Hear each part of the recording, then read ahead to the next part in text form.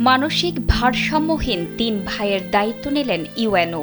বাবা মা হারিয়ে মানবেতর জীবন কাটাচ্ছিলেন ৩ ভাই। তাদের দুর্দশার খবর পেয়ে মানবিক সহায়তা দিয়েছেন উপজেলার নির্বাহী কর্মকর্তা সালেহ আহমেদ।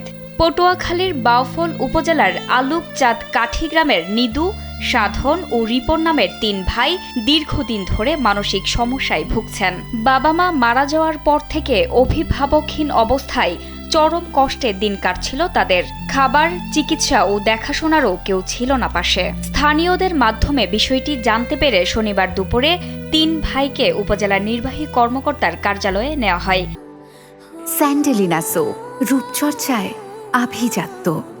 সেখানে তাদের হাতে ৫০ কেজি চাল ও জেলা প্রশাসনের পক্ষ থেকে ১০,০০০ টাকার আর্থিক সহায়তা তুলে দেওয়া হয়। পাশাপাশি সমাজসেবা অধিদপ্তরের প্রতিবন্ধী ভাতার আওতায় অন্তর্ভুক্ত করার প্রক্রিয়াও সম্পন্ন করা হয়। ৩ সহোদরের নিয়মিত সরকারি সহায়তা নিশ্চিত করতে প্রয়োজনীয় ব্যবস্থা নেওয়া হয়েছে বলে জানান ইউএনও সালেহ আহমেদ। প্রশাসনের পক্ষ থেকে ভবিষ্যতেও তাদের পাশে থাকার আশ্বাস দেন তিনি।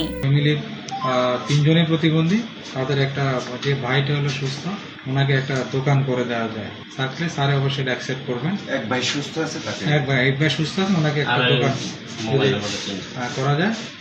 আর ভাতা তো পাচ্ছি না, মোবাইল নাম্বারটা চেঞ্জ করে নিয়ে চাল 10 কেজি করে আমরা দিয়ে দিলাম, 5 জনকে 50 করে দিয়ে দিলাম। আর ডিসি স্যারের পক্ষ থেকে আমি 10,000 টাকা দিলাম। জেলা প্রশাসক স্যারের পক্ষ থেকে সবাইকে আমি এখন আপাতত, যেহেতু সামনে আমাদের একটা প্রোগ্রাম বা অনুষ্ঠান, যাই হোক আপনাদের এখন চলার জন্য যাতে কোনো সমস্যা নয় টাকাটা দেওয়া হবে। আর ভাতা যদি পেতে কোনো অসুবিধা হয় আমাদেরকে জানাবেন। প্রশাসনের এই মানবিক উদ্যোগে স্বস্তি প্রকাশ করেছে স্থানীয়রা। ইউএনওর এমন সহায়তার জন্য কৃতজ্ঞতাও জানিয়েছে এলাকাবাসী।